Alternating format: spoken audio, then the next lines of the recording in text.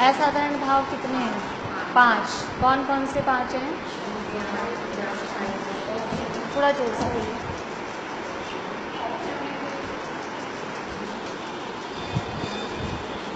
औपशमिक,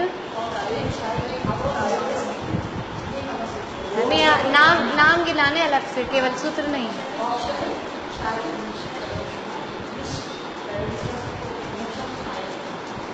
बोलिए रंजना।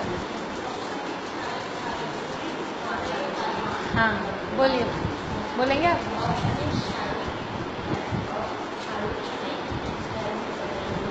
औदयिक, क्षायोपशमिक और मिश्र तो एक ही चीज है।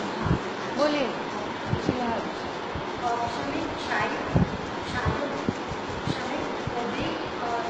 पारिणामिक, ये जीव के 5 असाधारण भाव है। बोलिए आप। बोलिए। औदयिक और पारिणामिक।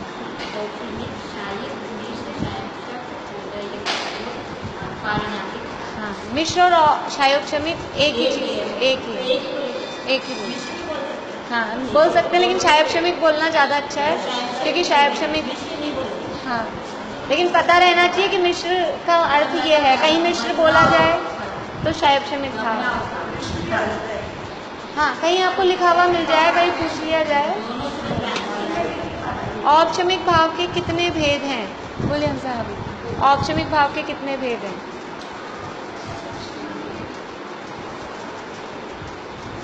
बोलिए सरोजा। औपशमिक भाव के 2, कौन कौन से?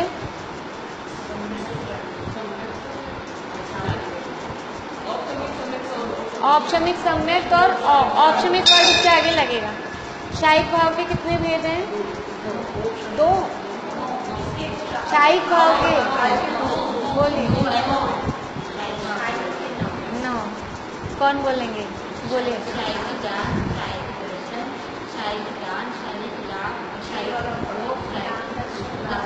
उपभोग, क्षायिक वीर, क्षायिक ज्ञान, क्षायिक दान, क्षायिक लाभ, क्षायिक ज्ञान, क्षायिक दर्शन, क्षायिक दान, क्षायिक लाभ, क्षायिक भोग, क्षायिक उपभोग, क्षायिक वीर, क्षायिक सम्यक और क्षायिक, यानी क्षायिक सम्यक और क्षायिक चारित्र तो पिछले से लेना है, औपशमिक वाले से, और ज्ञान, दर्शन, और फिर दान, लाभ, भोग, उपभोग और वीर। इसको याद करने का सरल तरीका हमने देखा था कि 4 घातीय कर्मों के अभाव में ये 9 क्षायिक भाव प्रकट हुए हैं। बता सकते हैं पहला घातीय कर्म कौन सा है? पहला ज्ञानावरण। ज्ञानावरण के अभाव में अनंत ज्ञान है, क्षायिक ज्ञान है, केवल ज्ञान। फिर दूसरा, बोलिए रंजू आगे पीछे। दूसरा कर्म, कर्म कौन सा है दूसरा? दर्शनावरण। उसके अभाव में क्या प्रकट होएगा? कौन सा भाव? क्षायिक दर्शन या अनंत दर्शन। तीसरा कर्म मोहिनी है। मोहिनी के अभाव में क्या क्या प्रकट हो रहा है? क्षायिक सम्यक और क्षायिक। मोहिनी के अभाव में 2 भाव प्रकट हो रहे हैं, क्षायिक सम्यक और क्षायिक चारित्र। चौथा घातीय कर्म कौन सा है? बोलिए सरोजन। अंतराय के अभाव में क्या प्रकट हो रहा है? बोलिए, ढंग से बोलिए। क्षायिक दान, क्षायिक लाभ, क्षायिक भोग, क्षायिक उपभोग और क्षायिक वीर।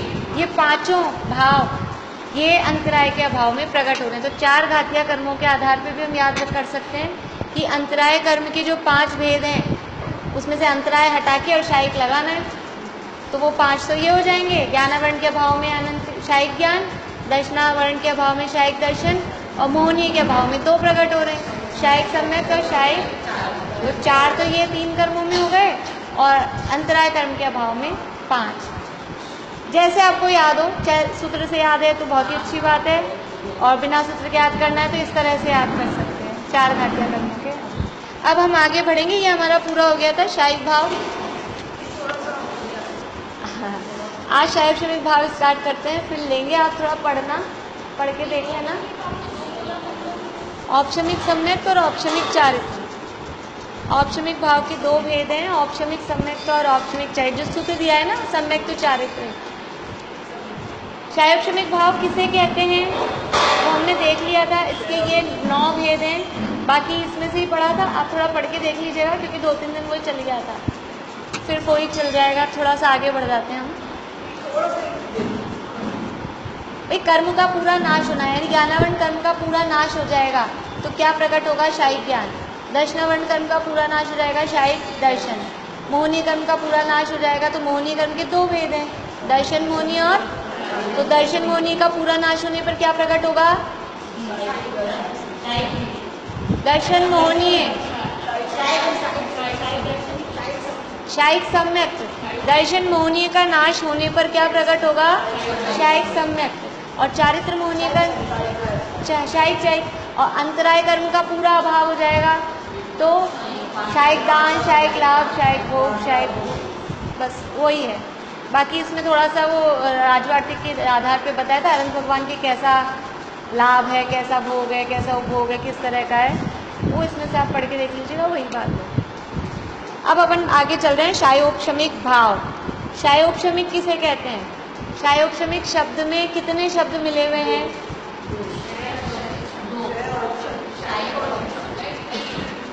2 नहीं मिले हुए, 3 मिले हुए हैं। दिख तो 2 रहे हैं, शय और उपशम, उससे लग रहा है शयोपशम, लेकिन वास्तव में 2 नहीं है, 3 है।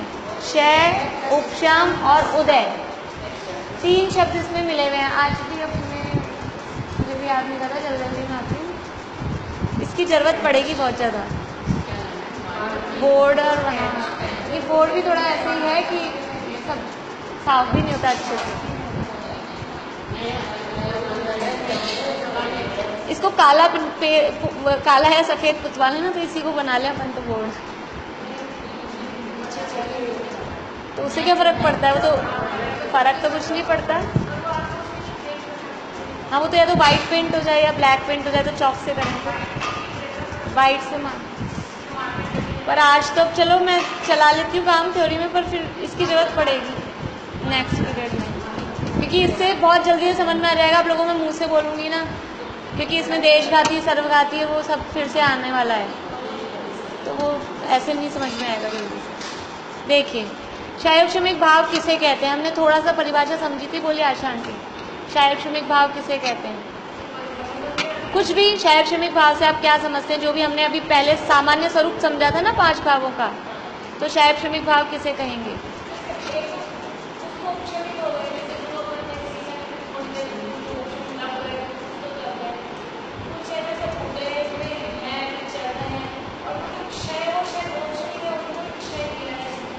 हाँ, ठीक है, बढ़िया।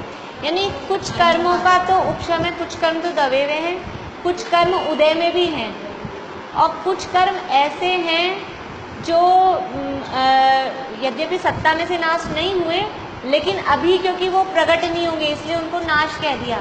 तो कुछ कर्मों का नाश है, उसको कहते हैं उदयाभावी क्षय, अभी उदय में नहीं आ सकते इसलिए कह दिया खत्म हो गए। और कुछ कर्म दबे हुए हैं, उसको कहा उपशम, और कुछ कर्म उठे हुए भी हैं, उदय में भी आ रहे हैं। तो 3 रूप कर्म की अवस्था, उसे कहते हैं क्षयोपशम। यानी इसके लिए इसकी डेफिनेशन तो पूरी आती है, वर्तमान कालीन सर्वघाती स्पर्धकों का उदय। मैं लिखवा दूंगी, लेकिन पहले मैं समझा दूंगी तब लिखवाऊंगी, उसके लिए बोर्ड की जरूरत पड़ेगी, तो मैं तभी समझाऊंगी। वर्तमान कालीन सर्वघाती स्पर्धकों का उदयाभावी क्षय, भविष्यकालीन उन्हीं स्पर्धकों का सदवस्था रूप उपशम, और देशघाती प्रकृतियों का उदय। ये 3 रूप अवस्थाएं हैं।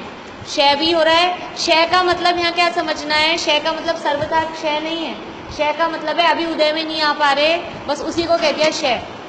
जैसे कि अपन नहीं कह देते कभी कभी कोई चीज़ समझ लीजिए कि अपन को अभी बच्चों को नहीं देनी है, या अभी अपन उसको नहीं दे सकते हैं, अभी ख़त्म हो गई, ऐसे कह देते ना।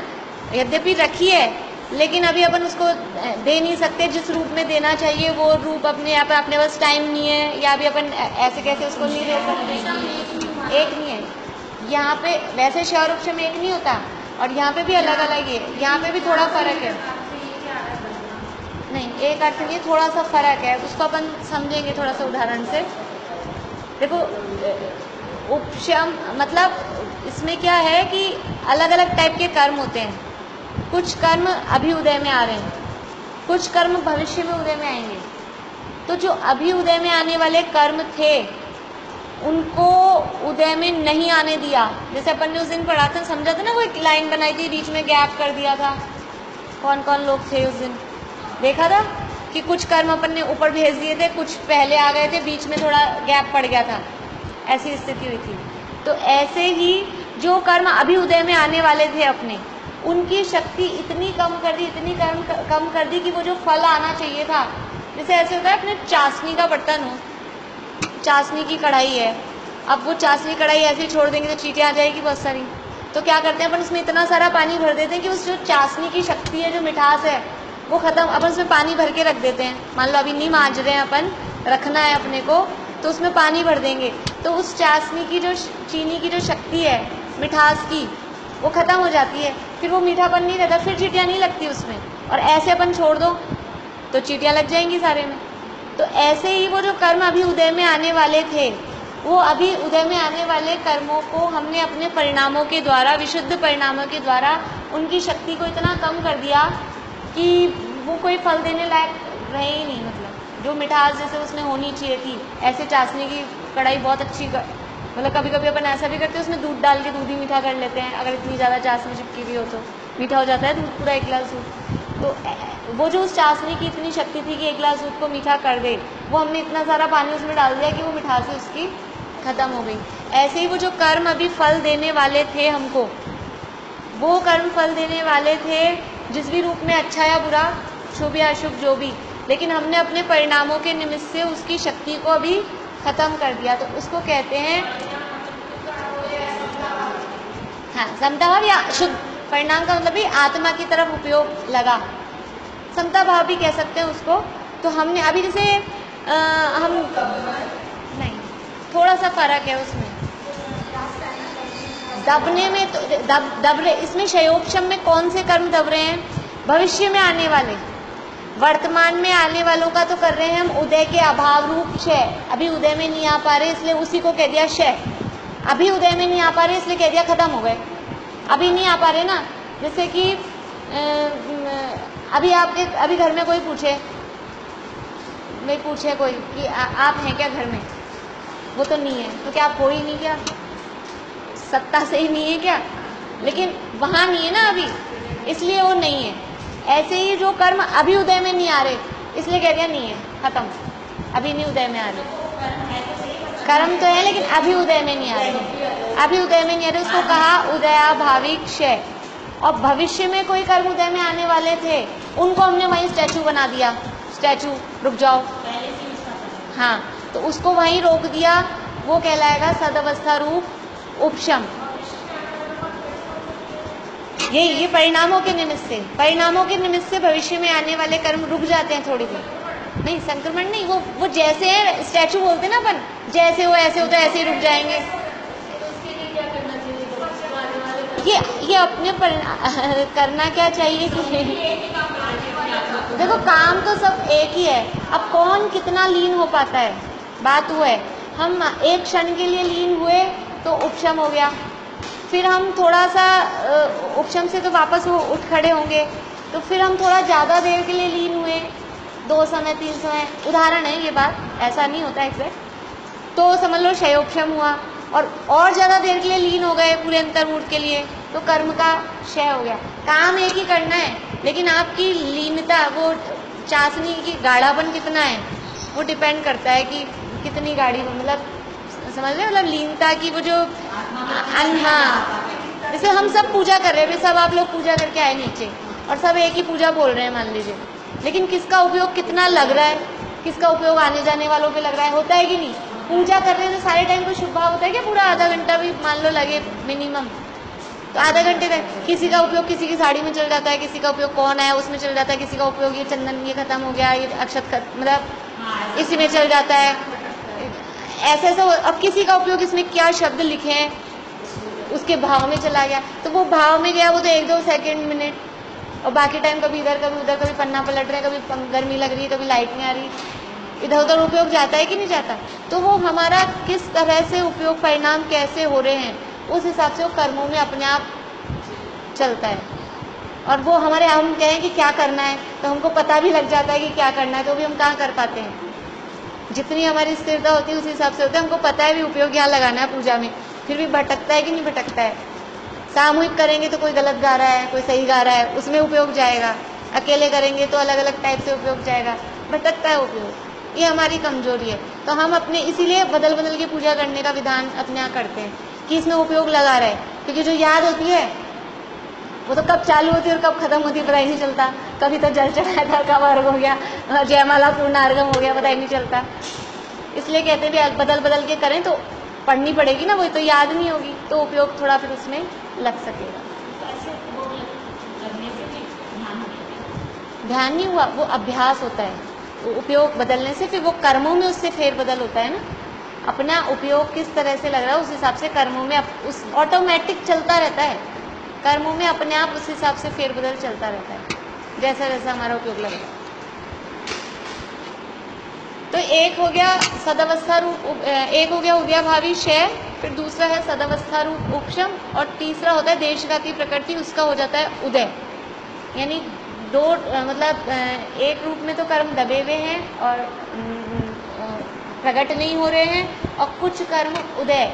लेकिन उदय कौन से कर्मों का आता है? देशघाती। आप लोगों ने पढ़ा है थोड़ा सा देशघाती सर्वघाती, हम और लेंगे थोड़ा सा उसको। आज हम केवल ये भेद पढ़ लेते हैं, कौन कौन से भेद है, फिर कल इस परिभाषा को ढंग से समझेंगे। नेक्स्ट जब भी क्लास होगी तब फिर ढंग से समझेंगे। क्षयोपशमिक भाव के कितने भेद हैं? सूत्र बोलिए, कौन सा है भेदों वाला? द्विनव, याद नहीं हुआ आप लोग? द्विनवाष्टादशेक विंशति त्रिभेदा यथाक्रमः। तो द्वि किसके थे? दो भेद औपशमिक भाव के, 9 भेद क्षायिक भाव के। अब तीसरा नंबर किसका है? क्षयोपशमिक भाव का। क्षयोपशमिक भाव के कितने भेद हैं? अष्टादश यानी 18। तो 18 भेद यहाँ पर गिना रहे हैं। देखिए पहले शब्द बता देती हूँ आपको। ज्ञानाज्ञान है, उसमें से शब्द निकलेगा ज्ञान अज्ञान। ज्ञानाज्ञान दिख रहा है, सूत्र मिल गया पेज नंबर 96, सूत्र नंबर 5। हाँ, ज्ञानाज्ञान लिखा हुआ दिख रहा है, उसमें से शब्द हैं ज्ञान और अज्ञान। ज्ञानाज्ञान, दर्शन, लब्ध्यश। तो लब्ध्यश में शब्द है लब्धि, लेकिन वो संधि संस्कृत के उससे लब्ध्यश श तक लब्ध्यश। फिर चतुहु, आधा से है, आधा से का बनता है विसर्ग, चतुहु। फिर त्रि, 2 बार त्रि, उसके बाद पंच भेदा। ठीक है। सम्यक्त्व, चारित्र, संयमा संयमाश्च। सम्यक्त्व, चारित्र, संयमाश्च। संयम और असंयम ये एक ही शब्द है, संयमा संयम। संयम और असंयम दोनों को मिलके शब्द बनता है संयमा संयम। ठीक है, बुलवाती हूँ मैं। ज्ञाना ज्ञान दर्शन लब्धयश, बोलिए। च तक नहीं बोलना है, श तक बोलना है। ज्ञाना ज्ञान दर्शन लब्धयश, चतुस्त्रि पंच भेदाः, चतुस्त्रि पंच भेदाः, सम्यक्त्व चारित्र संयमा संयमाश्च। सम्यक्त्व चारित्र संयमा संयमाश्च। ज्ञाना ज्ञान दर्शन लब्धयश्च चतुस्त्रि पंच भेदाः, सम्यक्त्व चारित्र संयमा संयमाश्च।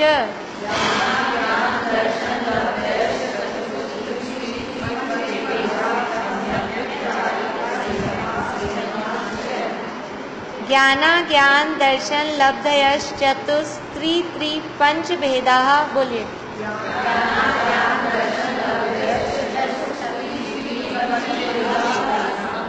सम्यक्त्व चारित्र संयमा संयमाश्च। ज्ञाना ज्ञान दर्शन लब्धयश्च चतुस्त्रि पंच भेदाः, सम्यक्त्व चारित्र संयमा संयमाश्च।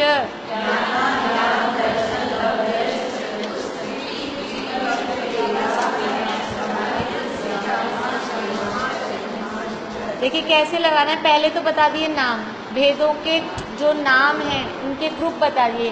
ज्ञान, पहला नंबर क्या है? ज्ञान। फिर दूसरा अज्ञान, तीसरा दर्शन, चौथा लब्धि। ये 4 बता दिए। इसके आगे 4 संख्याएं दी है, चतुः, त्रि, त्रि, पंच, ये 4 हो गई संख्याएं। तो पहले वाले 4 नामों के नीचे या ऊपर समझ लीजिए उनके साथ ये 4 संख्याएं रखनी है अपने को। तो ज्ञान के नीचे क्या लिखेंगे? चतु, 4। अज्ञान के नीचे 3, त्रि यानी 3। दर्शन के नीचे फिर से त्रि यानी 3।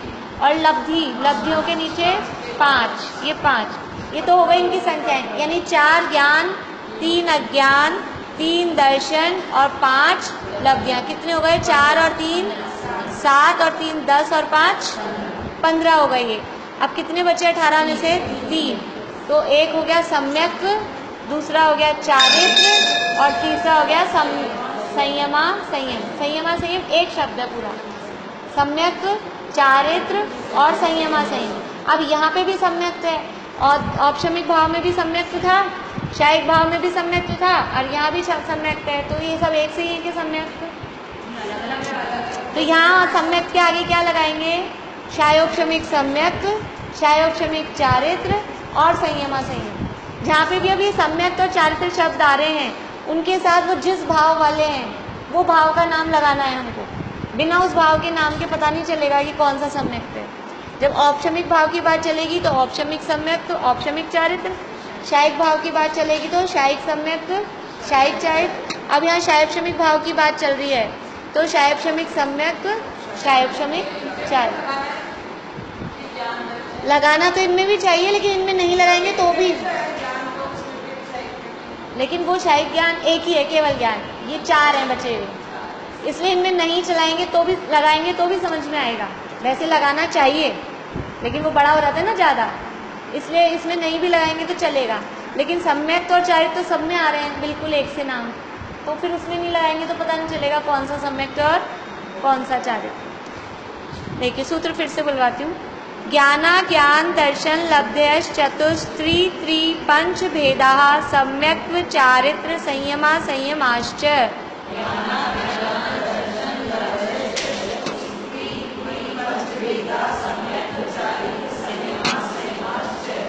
बोलिए भुआ, आप चालू करिए।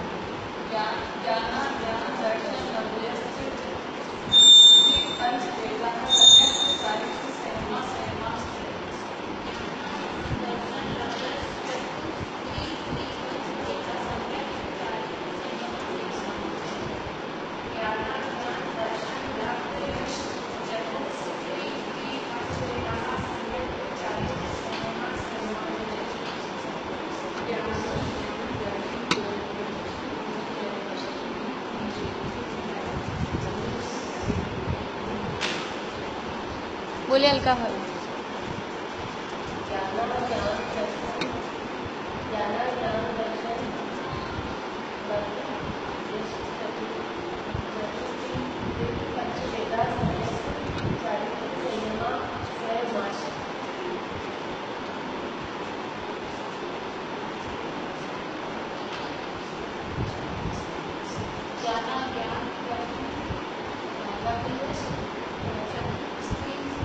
स्त्री नहीं है, चतुस्त्रि त्रि।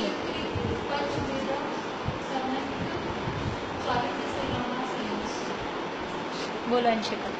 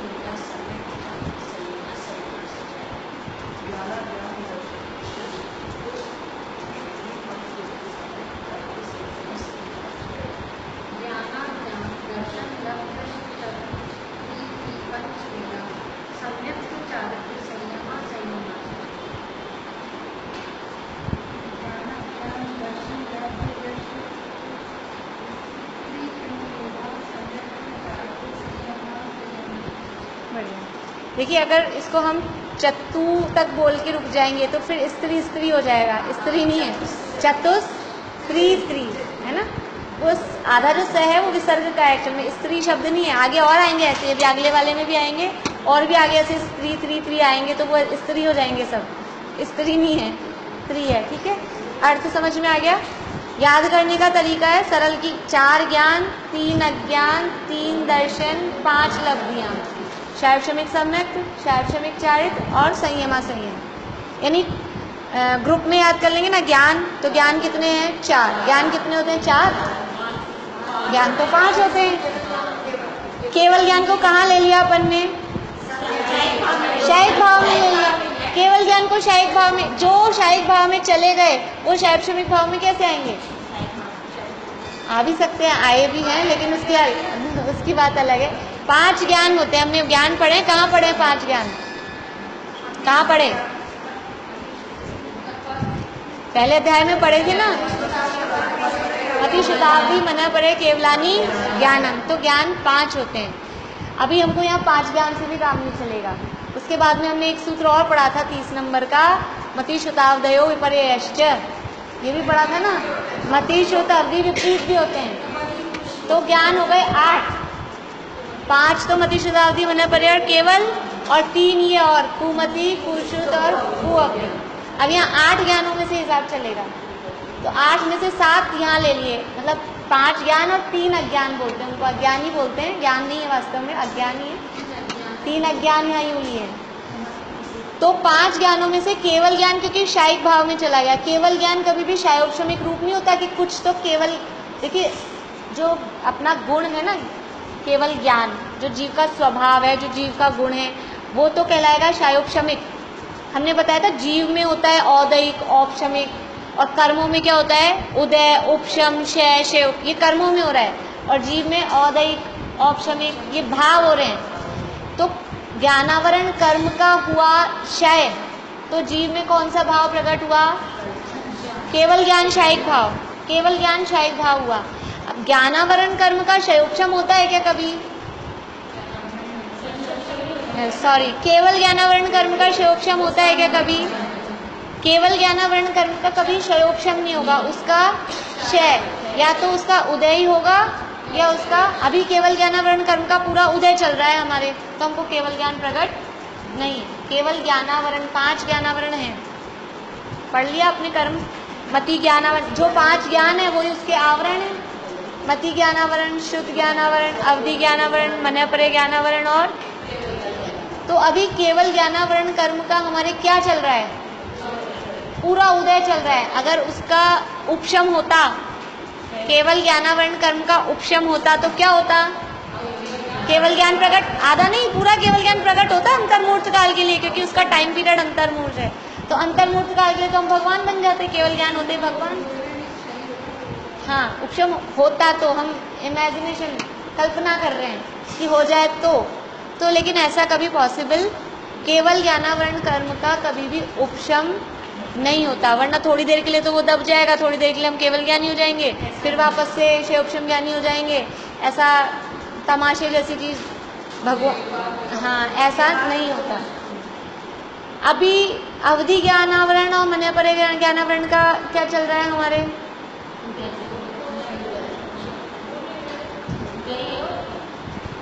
और क्या चल रहा है? उदय, उपशम, क्षय, शयोपशम, इन चारों में से क्या चल रहा है मनपरे ज्ञानावरण का? आप दूसरों की उस पर क्यों आते हैं? आप अपने निर्णय पे, आपने जो सोच समझ के निर्णय लिया उसको बदलते क्यों हैं? मनपरे और अवधि ज्ञान, अब हमने उनके भेदों को खोला ना। मनपरे और अवधि ज्ञानावरण कर्म का शयोपशम नहीं है, कुछ उदय है, कुछ दबा हुआ है, या उपशम हो। अगर मनपरे और अवधि ज्ञानावरण का उपशम होगा तो क्या होगा? देखिए, अगर अवधि ज्ञानावरण और मनपरे ज्ञानावरण का उपशम होगा, मनी वो कर्म दबे हुए होंगे, तो वो कर्म दबे होंगे तो हमें वो ज्ञान प्रकट होना चाहिए। तो किसी को है प्रकट अवधि ज्ञान? मनपरे ज्ञान रानी आंटी है क्या आपको? मनपरे ज्ञान है? जान लेते हो मन की बातें? बहुत अच्छा। मनपरे ज्ञान तो मुनियों को होता है, हम तो कपड़े पहने हुए हैं, कोई ही नहीं सकता, है ना। तो अवधि ज्ञानावरण मनपरे ज्ञानावरण का उपशम भी नहीं है, और इनका क्षयोपशम होता है तब वो ज्ञान प्रकट होता है। तो हमको अभी वो ज्ञान प्रकट है क्या किसी को? तो अभी उनका क्षयोपशम भी हमारे नहीं है, तो उसका क्या चल रहा है? उसका भी पूरा का पूरा उदय चल रहा है। अवधि ज्ञानावरण मनपरे ज्ञानावरण का उनका भी पूरा उदय चल रहा है। देवो और क्षयोपशम, जो देवों और नारकियों को अवधि ज्ञान होता है ना, तो उसका क्षयोपशम होता है, तब उनको अवधि ज्ञान होता है। और जो मुनिराजों को मनपरे ज्ञान है, तो मनपरे ज्ञानावरण कर्म का क्षयोपशम होता है, तब वो मनपरे ज्ञान होता है, क्षयोपशम होता है उनका। अब हमको मति ज्ञानावरण और शुद्ध ज्ञानावरण दो बचे हैं। इनका उपशम है क्या किसी के? उपशम नहीं है, उपशम नहीं है। उपशम हो, अगर उसका भी उपशम हो तो फिर भी केवल ज्ञान हो जाए। हाँ, तो और क्षय है क्या किसी के पूरा मति ज्ञान?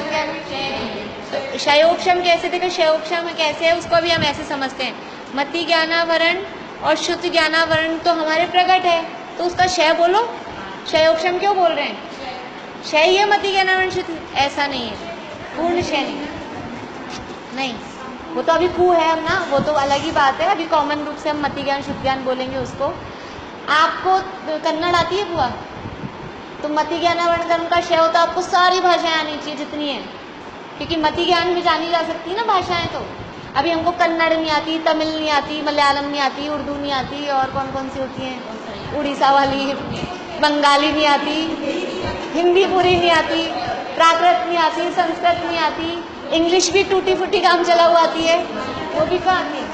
हाँ, अभी आपको डॉक्टरी का ज्ञान है, इंजीनियरिंग का ज्ञान है, वकालत का ज्ञान है, फूफा साहब को होगा, आपको तो नहीं, उनको था, जो भी था, आपको तो नहीं है। हाँ, तो वो इसलिए इतने जितने ज्ञान हमको नहीं है, उस सब का तो हमारे चल रहा है उदय। और कुछ तो हमको आता है, रोटी बनाना आता है, चाय बनाना आता है, और जो मिठाइयाँ, जो डिशेज हमको आती हैं, दाल बाटी चूरमा, वो हमारे को उसका हमको उघाड़ है, मतलब वो कर्म का उदय नहीं है। तो कुछ का उदय है, कुछ आता है, कुछ नहीं आता है, ये सब ऐसी अवस्था कहलाती है क्षयोपशम। तो हम सबको एक इंद्रिय से लेके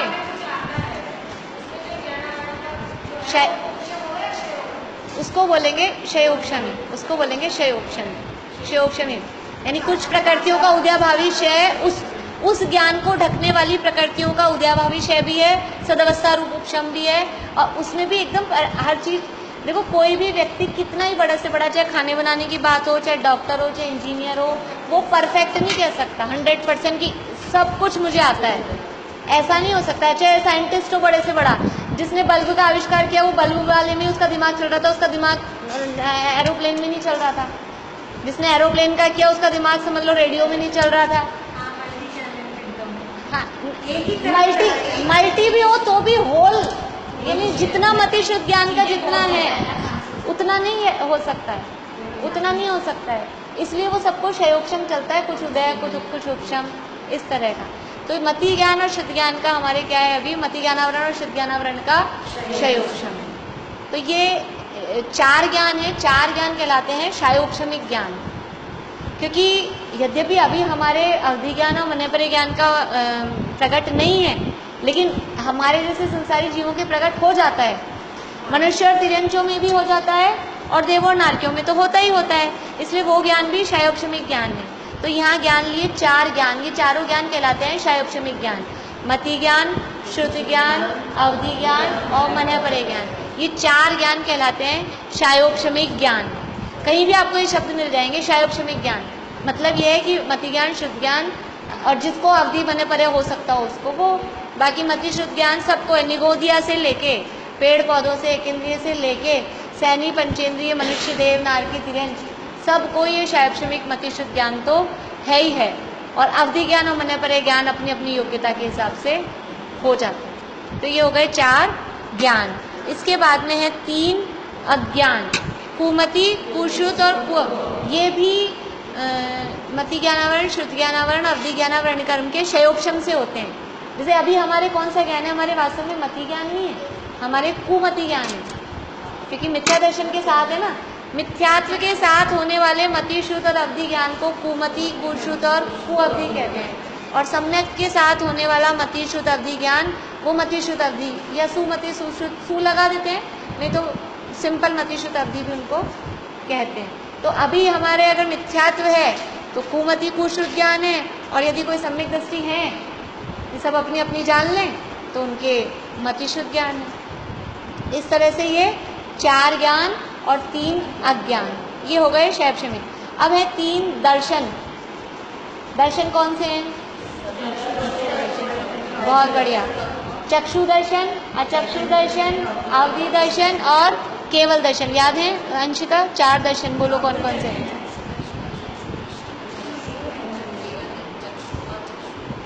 लब्धि नहीं, अवधि। मना परे नहीं, बोलिए, आपको याद है? नहीं, रानी आंटी याद है? अभी तो बोल दिए थे सबने, बोलिए। बढ़िया।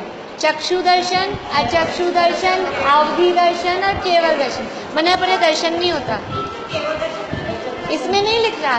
टोटल दर्शन 4 होते हैं ना? नहीं नहीं, अभी जैसे हमने ज्ञान 5 होते हैं, 4 यहाँ लिए, 1 कहाँ ले लिया था? शायद भाव में। ऐसे ही दर्शन 4 होते हैं, उसमें से 3 यहाँ लिए, 1 कहाँ चला गया था पहले ही? केवल दर्शन।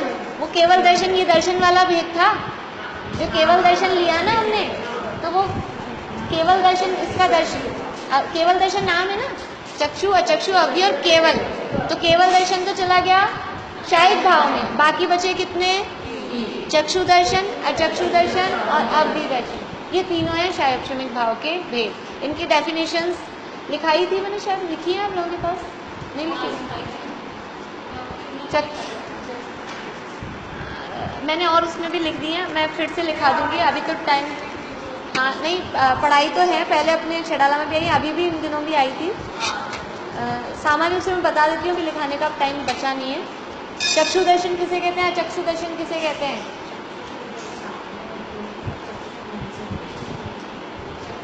थोड़ा थोड़ा सही है, पूरा सही नहीं। दर्शन किसे कहते हैं? पहले दर्शन की डेफिनेशन। सामान्य अवलोकन को दर्शन कहते हैं। अब चक्षु दर्शन किसे कहेंगे सरोज आंटी? ये तो याद होनी चाहिए, अभी ये याद होनी चाहिए चीजें। बोलिए आशा आंटी। नहीं नहीं, आशा आंटी बोलिए फटाफट, टाइम हो रहा है मेरा। नहीं, और कोई नहीं? निद्रा निद्रा तो उसके दर्शन। देखिए, चक्षु दर्शन यानी, दर्शन का मतलब है सामान्य अवलोकन, ज्ञान से पहले होने वाला सामान्य अवलोकन, वो दर्शन कहलाता है। तो चक्षु दर्शन का क्या मतलब? चक्षु इंद्रिय के माध्यम से जो ज्ञान हो रहा है, चक्षु इंद्रिय से कौन सा ज्ञान होगा? मति, श्रुत, अवधि, मने परे, केवल। कौन सा ज्ञान होगा चक्षु इंद्रिय से? मति ज्ञान। मति ज्ञान है ना, तदिज्ञान इंद्रिय निमित्तम, मति ज्ञान ही होता है इंद्रियों से। तो चक्षु इंद्रिय से होने वाले मति ज्ञान से पहले जो सामान्य अवलोकन होता है उसका नाम चक्षु दर्शन है। चक्षु इंद्रिय से होने वाला ज्ञान नहीं, वो तो मति ज्ञान है। चक्षु इंद्रिय से जो ज्ञान हो रहा है उससे पहले जो सामान्य अवलोकन होता है उसका नाम है चक्षु दर्शन। और चक्षु इंद्रिय को छोड़कर शेष 4 इंद्रियां और मन, ये 5, इन 5 से जो ज्ञान होता है उससे पहले जो सामान्य अवलोकन होता है वो कहलाता है अचक्षु। अवग्रह तो ज्ञान है, मति ज्ञान है। अवग्रह से पहले जो होता है, अवग्रह से पहले होने वाला है दर्शन। सारा ले एक बार कंसेप्ट क्लियर हो जाए तो रटनी नहीं पड़ती चीजें, ऐसे मैंने रटी नहीं है ये। एक बार कंसेप्ट क्लियर हो जाए कि सामान्य अवलोकन को कहते हैं दर्शन, और सामान्य अवलोकन होता है ज्ञान से पहले। ज्ञान से पहले होता है वो होता है सामान्य अवलोकन, सामान्य प्रतिरात या दर्शन। अब चक्षु इंद्रिय के माध्यम से जो ज्ञान हो रहा है उससे पहले भी सामान्य अवलोकन होगा, और चक्षु इंद्रिय को छोड़ के और इंद्रियों से जो ज्ञान हो रहा है उससे पहले भी सामान्य अवलोकन होगा। लेकिन इन दोनों में फर्क है।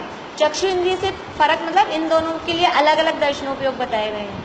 तो चक्षु इंद्रिय से पहले, चक्षु इंद्रिय से जो ज्ञान हो रहा है उससे पहले जो सामान्य अवलोकन है उसका नाम है चक्षु दर्शन।